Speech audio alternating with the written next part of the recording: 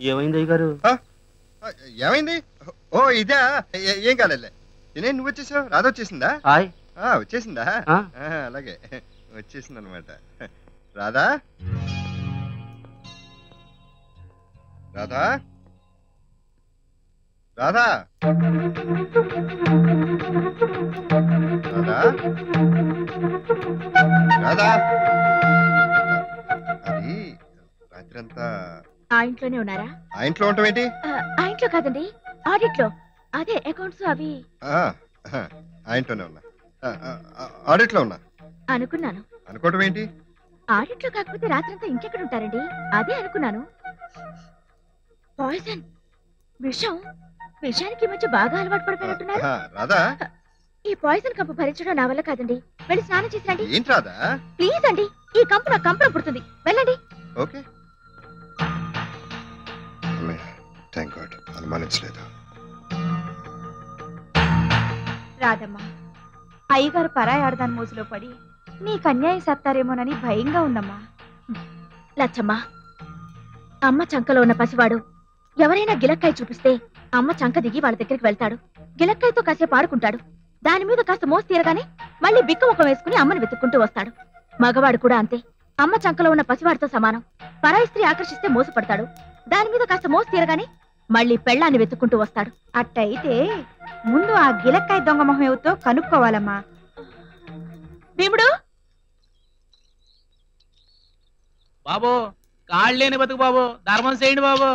ప్రతి విధవా నన్ను మనసులో తిట్టుకుంటున్నాడు. వీడికి దానం చేసి వీడి చేత పొగిడించుకుంటా.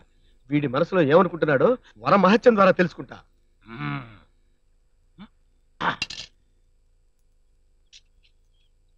ధర్మ ప్రభువులు, ఒరే పీనా చదవా, 10 రూపాయకి ఎట్టొస్తారా బీడీ కట్ట. ఇలాంటి ముష్టి దానాలు చేసావంటే నువ్వు కూడా నాలాగా ముష్టి ఎత్తుకుంటావు. ఏరా ముష్టి విధవా, ఏదో అడుక్కునేవాడివి కదా అని దానం చేస్తే మనసులో నన్ను తిట్టుకుంటావా? నిన్ను చంపేసిన పాపం లేదురా. ఏంటే అది బుద్ధి జ్ఞానం లేదా? కాళ్ళు లేనివాడిని పట్టు కొడతావు, నీకు కాళ్ళు పోతాయి. జాగ్రత్త. ఎలా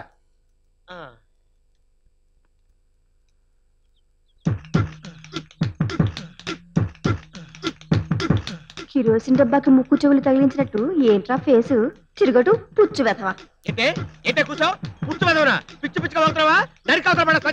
నేనేమన్నానండి, మీరే చెప్పండి కాస్త. అమ్మాయి ఏం మాట్లాడలేదే. ఏం మాట్లాడదా? దీని మనసులో ఎవరుకుందో మీకు తెలుసు. నా మొహం కిరసన డబ్బాలో ఉంటాడు. తప్ప ఏంటి ఏంటి ఏంటి నేను ఎక్కడికి వెళ్తాను అక్కడికి వస్తావా? నువ్వు ఎక్కడికి వెళ్తే అక్కడ గొడవ పడతావా? ఇందాక కుంటాన్ని కొట్టాడండి, ఇప్పుడు ఈ అమ్మాయితో గొడవ పడుతున్నాడు. మెంటల్ గాడిలో ఉన్నాడు. కొట్టండి. అమ్మాయి రాధా, అమ్మాయి దాని గురించి అన్ని వివరాలు తెలుసుకున్నాను. దాని పేరు నిషా. ఆఫీస్ లో మీ ఆయనకి పర్సనల్ సెక్రటరీగా చేరి పర్సనల్ అయిపోయింది. అబ్బో, దాని టెక్కు నిక్కు స్టైల్ చూస్తుంటే నాకే మనసు ఒక రకంగా అయిపోయింది. వీడికేమో 7 రకాలుగా అయిపోయింది. చెప్పింది చాలే, వెళ్ళండి. Silence please. అమ్మాయి ఇంకో సంగతి, అది నిన్న మా ఇంటికి వచ్చి పై పోర్షన్ లో ఒక రూమ్ అద్దెకమని అడిగింది. ఈ గొడవంతా నాకేం తెలుసు? అడ్వాన్స్ తీసేసుకున్నాను. పోనీ అడ్వాన్స్ తిరిగి ఇచ్చేనా? వద్దొద్దు, ఎదురుగా ఉంటే మరీ మంచిది. రానివ్వండి. ఏమిటోనమ్మా, మీ ఆయన్ని ఎలా దారికి తెచ్చుకుంటావో ఏమిటో. రే భీముడు, మనకు పని ఉంది కదా, పద. వస్తానమ్మా. అదేంటమ్మా నిమ్మకి నీరెత్తినట్టు అలా కూర్చున్నావు? పద, వెళ్ళి దాని సంగతి తేలుద్దాం. అది మూట ముల్లే సర్దుకుని ఊరొదిలి పారిపోయేలా చేద్దాం. దాన్ని పంపించేస్తాం, ఇంకోటి రాదని ఏంటి నమ్మకం? అవునమ్మా, ఆ మాట నిజమే. ఇంటి దగ్గర రంభ లాంటి పెళ్ళాన్ని పెట్టుకుని పరాయి ఆడవాళ్ళ వెనక పడతారు. ఈ మగాళ్ళకి ఇదేం బుద్ధి? మగ బుద్ధి. వీళ్ళకి పొద్దున లేవగానే బెడ్ మీద కాఫీ ఇవ్వాలి, స్నానానికి నీళ్లు పెట్టాలి, సబ్బు ఇవ్వాలి, టవల్ ఇవ్వాలి, బట్టలు రెడీగా పెట్టాలి, టిఫిన్ కూడా చేసి పెట్టాలి. ఇవన్నీ కాక ఇంటి పనంతా మనమే చేసుకుని పిల్లల్ని కూడా మనమే చూసుకోవాలి. రేషన్ తెచ్చుకోవాలన్నా గ్యాస్ అయిపోయినా మనమే చావాలి. పైగా మధ్యాహ్నం క్యారియర్ పంపాలి, మళ్ళీ సాయంత్రం ఇంటికి వచ్చేసరికి కాఫీ ఇవ్వాలి, రాత్రి భోజనానికి 4 రకాలుగా వండి పెట్టాలి. ఇన్ని పనులు చేసుకునే పెళ్ళానికి టింగురంగా మన షోకులు చేసుకోవడానికి టైం ఎక్కడుంటుంది? బాగా చెప్పావమ్మా. పెళ్ళాం ఎంత చేసుకొస్తే ఇల్లు నడుస్తుంది? మనం ఇలా ఉంటే మగవాళ్ళని ఆకర్షించడం, వల్ల వేసుకోవడమే పనిగా పెట్టుకున్న ఆడది పొద్దున్నే లేచి ఎక్సర్సైజులు చేస్తుంది, బ్యూటీ పార్లర్ కి వెళ్లి షోకులు చేసుకుంటుంది, వాళ్ళంతా కనపడేలా బట్టలు వేసుకుంటుంది, సెంటు కొట్టుకుంటుంది, మగవాళ్ళ గుండెలు కొట్టుకునేలా చేస్తుంది. అంతే, మగవాళ్ళకి పెళ్ళాలు ఏ ప్రసమొహల్లా కనబడతారు. ఇంకేముంది, ఆ ఆరాళ్ళ వెనకాల పడతారు. అంతేనమ్మా, పెళ్ళాం ఇచ్చే పాలకన్నా పరాయి ఆడదిచ్చే సారాయికే పవర్ ఎక్కువ. ఈ మగ సచ్చినోళ్ళంతా ఇంతే. ఇంతేనని చేతులు ముడుచుకుని కూర్చుంటే మగవాళ్ళు మారరు. అయితే ఏం చేస్తారంటావు? మీరే చూస్తారుగా. ఏంటి అలా ఉన్నావు? మాట్లాడవే. ఏమైంది రాదా? మాట్లాడవే. ఏంటో, ఎవరిని నమ్మాలో ఎవరిని నమ్మకూడదో ఏమీ అర్థం కావడం లేదు. ఎవరి గురించి మాట్లాడుతున్నావు నువ్వు? మీ గురించే. నా గురించా? నేనేం చేశాను? ఇంతకంటే ఏం చేయాలండి? పుట్టింటి నుంచి రాగానే మళ్ళీ వెంటనే అంత దూరం చచ్చి చెడి వెళ్ళాను కదా, కనీసం వెళ్ళిన పని ఏమైందని ఒక్క మాట అయినా అడిగారా మీరు? అదే పొద్దున ఆఫీస్కి వెళ్ళి ఆడవాళ్ళలో మర్చిపోయాను. ఇంతకీ ఏమైంది? మా ఊళ్ళో అక్కడ తిండికిలాకి ఏడుస్తుంటే మా నాన్నగారు జాలిపడి, ఒరే మా తోటలో ఉండి మా తోటను చూసుకోరా అని చెప్పాను, గుర్తుందా? అవును చెప్పావు. ఇప్పుడు ఏమైంది? వాడిని నమ్మినందుకు ఎంత ద్రోహం చేశాడండి వెధవా. ఇప్పుడు ఆ తోటలో వాడికి హక్కు ఉందని లిటిగేషన్ పెట్టాడు. మా నాన్నగారి సంగతి మీకు తెలుసుగా, అడ్డంగా నరికేస్తానన్నారు. నువ్వేమన్నావు? ఆ తోట నాకు మా పుట్టింటి వాడు పసుపు కుంకాల కింద ఇచ్చిందండి. నా పసుపు కుంకాల జోలికి వచ్చిన వాళ్ళని అడ్డంగా కాదు ముక్కలు ముక్కలుగా నరికేయాలన్నాను. ఏంట్రా నువ్వు కూడా మరి కోర్టు ద్వారా వెళ్ళాలి కానీ. అంత ద్రోహం చేసిన వాళ్ళని ఊరికే వదలకూడదండి, నిలువునా పాతేసి ఉప్పు పాతరేయాలి. మరీ అంత కోపం పనికిరాదు, సర్దుకుపోవాలి. ఏంటండి సర్దుకుపోయేది? అది నా ఆస్తి, నా పసుపు కుంకాలు. వాళ్ళ తోలు ఒలిచి 10 మందిలో వాళ్ళ పరువు తీసి నా ఆస్తి నాకు ఇప్పిస్తానన్నారు మా నాన్నగారు. మొత్తానికి చాలా పెద్ద గొడవ అయిందనమాట. నువ్వు కోపంలో చాలా అందంగా ఉన్నావు తెలుసా? కోపంలో అందంగా ఉండటం ఏంటి నా బొంద? కావాలంటే అద్దంలో చూసుకో. ఆ అద్దంలో చూసుకుంటే మాత్రం ఈ పాత మొహమేగా కనబడుతుంది, కొత్త మొహం ఏమైనా కనబడుతుందా ఏంటి?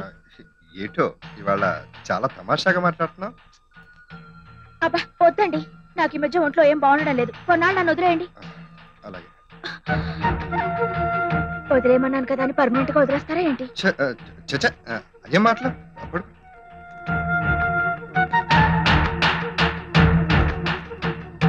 అమ్మాయి గారు అయ్యగారిని పట్టిన దెయ్యం తిన్నగా మనటోకి వస్తుందండి.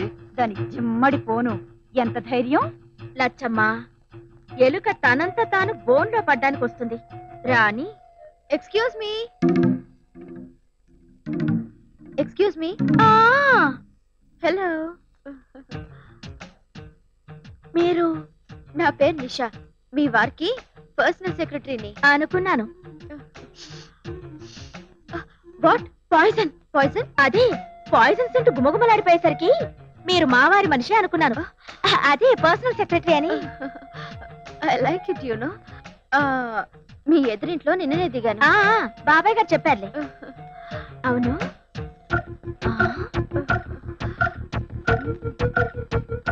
నువ్వు అందంగా ఉంటావని మా వారు అబద్ధం చెప్పారేంటి? నువ్వు అందంగా కాదు, చాలా అందంగా ఉన్నావు. ఓ థ్యాంక్ యూ. ఏంటి తగ్గుతున్నారు? మా ఐదారు జబ్బొచ్చి పడింది కదమ్మా, ఎప్పుడు వదులుతుందో ఏమిటో. అట్లకడ కాల్చి ఒళ్ళంతా వాతలు పెడితే తగ్గుతుందమ్మా. అప్పటికి తగ్గకపోతే కొరడా పుచ్చుకొని వేరే బాధలు పడితే తగ్గుతుందమ్మా. ఓ మై గాడ్, అంత నాటు వైద్యం చేయాలా? చెప్పాలంటిది కదమ్మా, చెయ్యక తప్పేటట్టు లేదు. రామ్మా, టిఫిన్ చేద్దు గాని. వద్దండి, తినే వచ్చాను. పోనీ కాఫీ అయినా తాగెళ్ళమ్మా. ఓకే ఓకే, కూర్చో, కాఫీ తెస్తాను.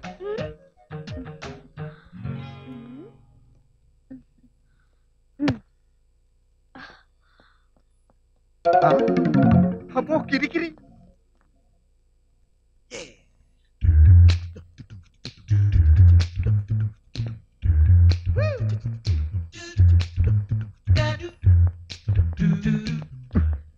చెప్ప చేయకుండా ఎదురింటో దిగావు సరే, ఇప్పుడు ఏకంగా ఇంట్లోకి వచ్చేసావేంటి? క్షణం కూడా నేను చూడకుండా ఉండలేకపోతున్నాను, అందుకే వచ్చేసా. అమ్మా కాఫీ అమ్మా. ఈ సంగతి సరే, నా సంగతి ఏంటి? ఆవిడికి తెలిసిందనుకో కంపులు అంటుకుపోతాయి. పదా. ఏమండి?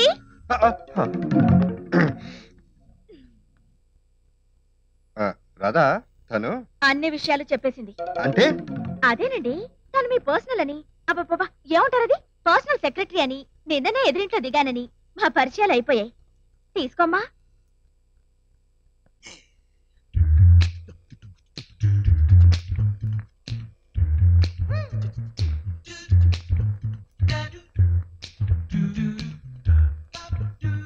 Thank you for the coffee. వెళ్ళొస్తానండి. ఆఫీస్కేగా? ఎలా వెళ్తున్నావు? ఆటోలో. ఏమండి, మీరు కూడా ఆఫీస్కేగా? ఈ అమ్మాయిని కూడా మీతో పాటు కార్లో తీసుకెళ్ళండి. అంత బాగోదేమో. అంత బాగా లేకపోవడానికి ఇందులో కొంపలు మునిగిపోయేది ఏముందండి? ఏముంది, ఏం లేదు. అదే కదా, తీసుకెళ్ళండి మరి. పద నిషా, వెళ్ళండి.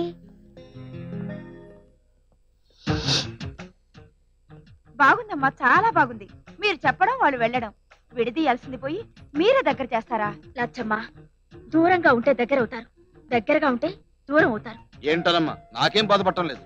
భీముడు, మన పొలంలోకి వచ్చిన పొగరబొత్తు దొంగ గుడ్డు నేను చేస్తారు. ఏముందమ్మా, మచ్చికి చేసుకుని ముక్కుకు తాడేసి బందీల దొడ్లో పడేస్తాం. నేను అదే చేస్తున్నాను. మా కాపురంలోకి వచ్చిన ఈ దొంగ గొడ్డుని మచ్చిక చేసుకుంటున్నాను.